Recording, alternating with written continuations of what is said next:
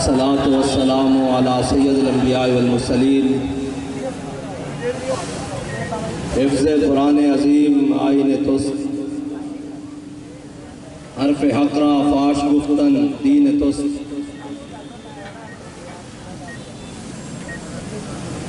Sweden کے وہ ملون کہتے ہیں کہ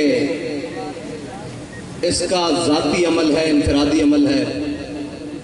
تو میرا سوال سویڈن میں بسنے والے مسلمانوں سے ہے کہ تمہارا ذاتی انفرادی عمل کوئی نہیں ابھی تک؟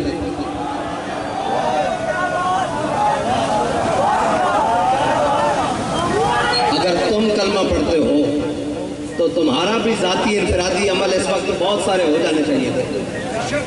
بس اس کا تو دوسرا حل ہے ہی کوئی نہیں. اور دوسرا اگر اس کا ذاتی ہے تو پھر تمہارا بھی تو ذاتی خالد بن الولید والا ہونا چاہیے. تمہارا ذاتی عمل بھی تو عمر بن خطاب والا ہونا چاہیے. تمہارا ذاتی عمل بھی تو جناب غازی علم الدین والا ہونا چاہیے. تمہارا ذاتی عمل بھی تو عامر عبد الرحمن چیمہ والا ہونا چاہیے. تمہارا ذاتی عمل بھی تو جناب ممتاز قادری والا ہونا چاہیے. بس اس کی دوسری کوئی رائے نہیں ہے کہ اس کے خلاف کیا بات کریں. اور ایک اعلان ہے، وہ اعلان یہ ہے کہ لبیک کے پاس حکومت نہیں ہے اور ہمارے پاس اقتدار بھی نہیں ہے. اقتدار پر یہود و نصارہ کے ایجنٹ اور دنیا کے بدترین حاکم ہمارے اوپر مسلط ہیں اور سیاسی خسرے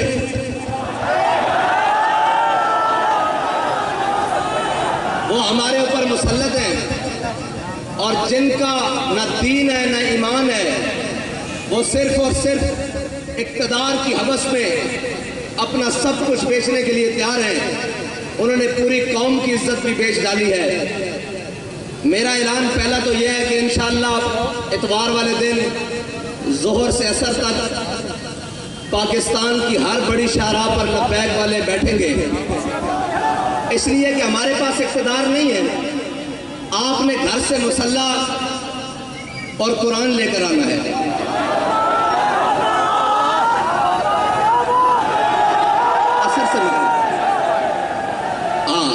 عصر سے مغرب تک سب نے اتوار والے دن قرآن اور مسلح لے کر آنا ہے. ہاتھ اوپر کرو جو لے کر آئے.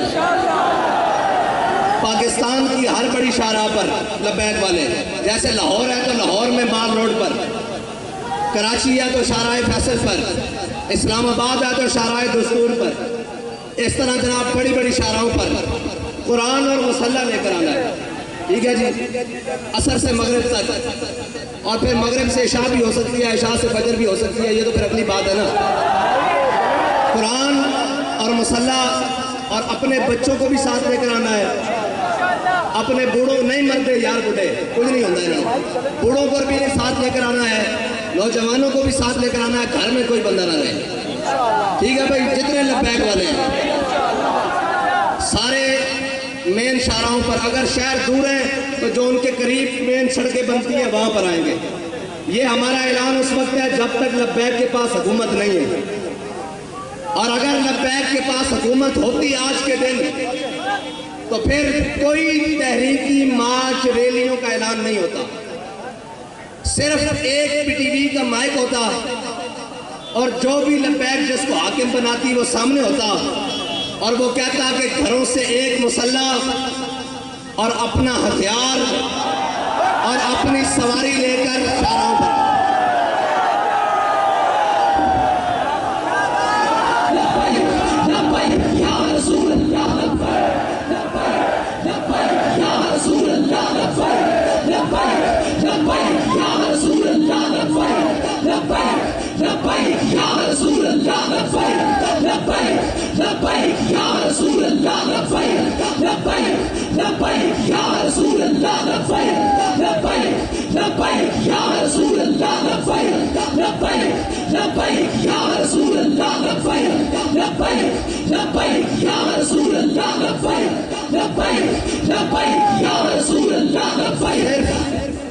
صرف یہ ہمارا اعلان ہوتا کہ اپنا ہتھیار، اپنا مسلح، اور سروں پر پگڑیاں تو ہم نے باندھی اسی لیے ہے کہ وہ کفن کے لیے ہیں. ویسے بھی سفید سوٹ باندھتے ہیں، ویسے بھی شہید تو جس حالت میں بھی چلا جائے اور اللہ کی قسم یہ یورپی یونین نیٹو کی بات کرتے ہیں، پوری دنیا ان کے قدموں میں آ جانی تھی۔ اگر یہ اعلان آج بھی کر دیں کہ تمام مسلمان جو چاہتے ہیں قرآن کی حفاظت ہو تو اپنا مسلح بائیں بغل میں اور اپنا ہتھیار دائیں بغل میں اور ہاتھ لبیک کے نعرے ساتھ بلند کرتے ہوئے باہر آ جائیں۔ ہم بات کرنے جا رہے ہیں عالم کفر سے کہ یا تو تم نہیں یا تو ہم نہیں۔ یہ ہے علاج ان کا، اور کوئی علاج نہیں ہے۔ یہ قرآن بابا جی پہلے بھی کہہ کے گئے ہیں، یہ قرآن اس لیے جلاتے ہیں کہ تم ملعون ہو، تم حاکم پہ شرم ہو، ورنہ یار ایک اسرائیل، اتنا سا اسرائیل، آج انہوں نے اس بات کو شامل کیا ہے کہ ٹھیک ہے جی مسلمانوں کا بھی احتجاج، لیکن ہم اس کو اس لیے نہیں چلنے دیں گے کہ جناب اس میں تورات اور یہودیوں کی تورات اور انجیل ہیں جی، یہ ساری اس کا بھی جلانے کا انہوں نے اعلان کیا ہے۔ لہذا ہم سے بات اسرائیل کے سفیر نے کی ہے، ہم آئندہ کے بعد اس کی اجازت نہیں دیں گے، اس کو غیر قانونی قرار دینے لگے ہیں۔ ڈوب کے مر جانا چاہیے پوری امت مسلمہ کو، پوری امت کو ڈوب کے مر جانا چاہیے، اس لیے کہ ان کا ایک سفیر کے چند لفظ وہ کام کر گئے جو پوری 1.5 ارب مسلمان نہیں کر سکتے۔ اقبال کہتا ہے حفظ قرآن عظیم آئین تس، اقبال کہتا ہے قرآن کی حفاظت یہ تیرا پہلا آئین ہے، اسلام کا آئین ہے۔ حفظ قرآن عظیم آئین تس یہ تیرا پہلا آئین ہے۔ اور حرف حق را فاش گفتن، کہتا ہے جب بھی حق کی بات آ جائے سرے بازار کرنا یہ تیرا دین ہے، نہ تو آئین ہے۔ اب پوچھتے ہیں لبیک والوں کا آئین کیا ہے؟ آج کے بعد آپ کو ہمارا آئین پتہ لگ گیا ہے۔ اگر لبیک کے بعد پاس حکومت آئی اور اگر کسی نے ایسی حرکت کی تو ہمارا علاج ایک ہی ہوگا،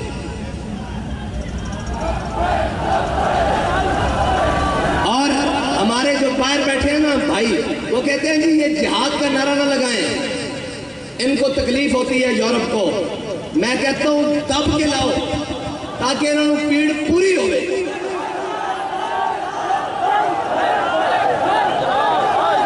الجہاد الجہاد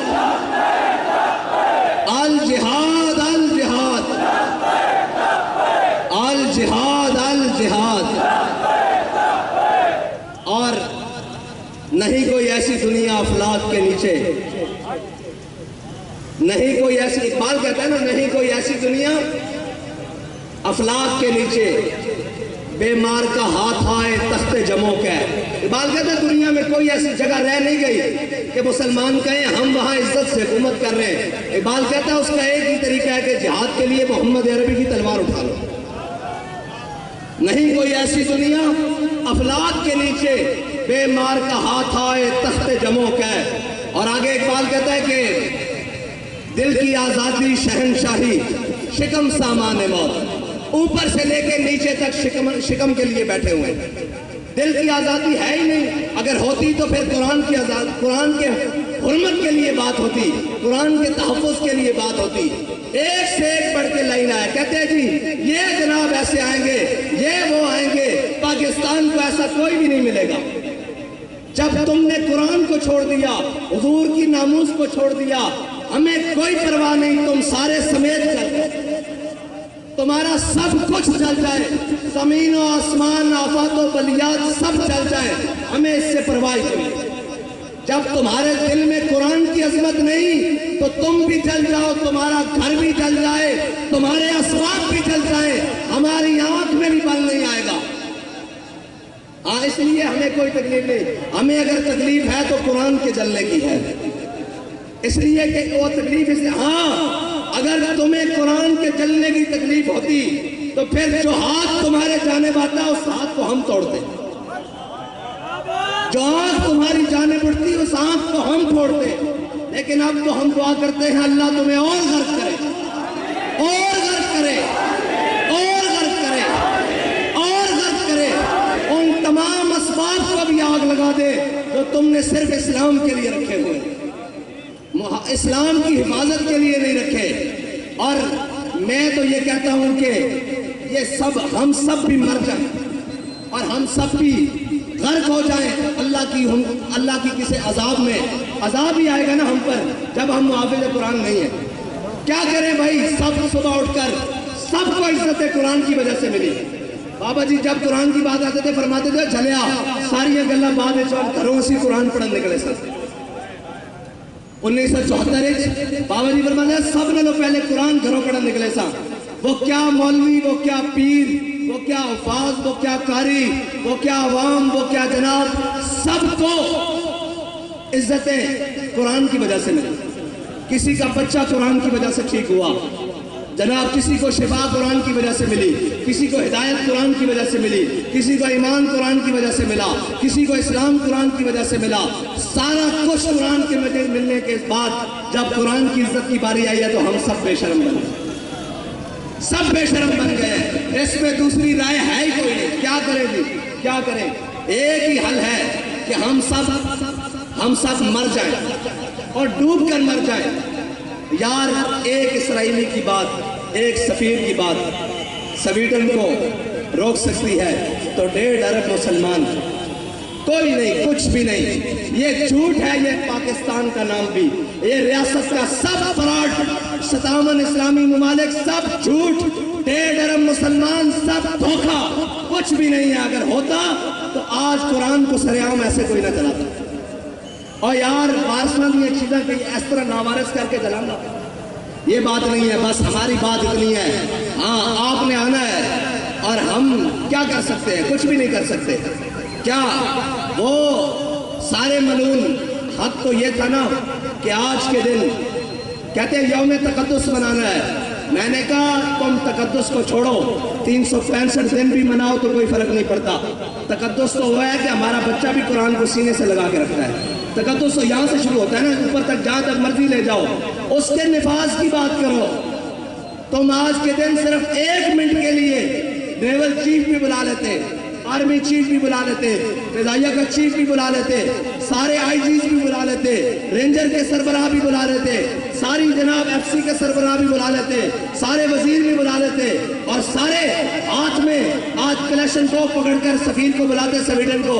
اس کو کہتے ہو، تم کہتے ہو کہ جناب ہم نے اس کو آزادی دی رکھی ہے، شخصی آزادی، ہم مذمت کرتے ہیں لیکن اس کی شخصی آزادی ہے۔ لو آج ہم تمہیں یہ بتا رہے ہیں کہ ہم نے قرآن کی حفاظت کا ذمہ اللہ نے ہمارے لیے لگایا ہے۔ ہم جب تک قرآن کی حفاظت نہیں ہوتی ہم تم سے جنگ جاری رکھتے ہیں۔ 1 منٹ کی بات تھی، 1 منٹ کی بات تھی، 1 سیکنڈ کی بات تھی، لیکن کوئی نہیں، نہ کوئی بات کرے گا۔ ہم جناب مذمت کرتے ہیں۔ میں نے کہا مذمت کی ضرورت نہیں، جب مرمت کی طاقت ہو تو مذمت حیثیت ہی کچھ نہیں رکھتی۔ مذمت تو شاہ صاحب نے کہا عیسائی بھی کر رہے ہیں، مذمت تو یہودی بھی کر رہے ہیں، مذمت تو پارسی بھی کر رہے ہیں، مذمت تو ہندو بھی کر رہے ہیں۔ تمہیں اللہ نے اس لیے نہیں طاقت دی تھی، تمہارا کام تھا تم مرمت کرتے۔ ہاں جس طرح ان کی مرمت کی ہے جنہوں نے تمہارے گھر کو جلایا، ہاں جس طرح ان کے لیے اسپیشل عدالتیں بنائی ہیں، جیسے ان کے لیے لوہے کے راڑ تیار کیے تھے، جیسے ان کو آدھی رات کو جناب اندھی گولیوں سے مارا ہے، اس طرح مرمت کرتے تو ان کی جرت بھی نہ ہوتی بات کرتے۔ لیکن کیا کریں، وہ اقبال نے کہا کیا نہیں ہے اور کوئی غزنوی کارگاہ حیات میں۔ لیکن انشاءاللہ اگر بات اس حد تک آ گئی ہے تو پھر اللہ کو بھی تو کچھ منظور ہوگا نا، پھر اس کی قدرتوں کو بھی تو کچھ منظور ہوگا کہ وہ اپنی قدرتوں سے اسلام کے محافظوں کو غالب لائے گا، دین کے محافظوں کو غالب لائے گا، اسلام کے محافظوں کو غالب لائے گا۔ میں بڑی امید سے تھا کہ یہ ہماری ہمسائے ملک انہوں نے جناب حکومت حاصل کی ہے، یہ تو بلائیں گے نا ان کو کہ ہم قرآن کے نام پر آئے ہیں، لیکن نہیں، خالی نکلے یہ بھی خالی نکلے۔ قرآن کی حفاظت کے لیے کوئی نہیں، یہ تو پھر حکومتوں کی لڑائی رہی، یہ تو پھر ریاستوں کی لڑائی رہی، دین کی لڑائی ختم ہوئی۔ دین کی لڑائی کے لیے اگر اس صدی میں کوئی آیا ہے تو اس کو امیر المجاہدین کہتے ہیں، بس باقی سب جھوٹ نکلا، سب فراڈ نکلا، سب دھوکہ بازی نکلی۔ اور قرآن تو یار مشترکہ ہے، اس کی تو جناب زیر زبر کے بارے میں کسی کا اختلاف نہیں، ہیں جی آج کیوں چپ ہو گئے؟ آج اپنی باری آئی تو سارے بندوقیں اٹھا کر سپر پاوروں سے لڑنے چلے گئے، قرآن کی باری آئی تو حکومتیں بچانے چلے گئے۔ چلو واخر دعوانا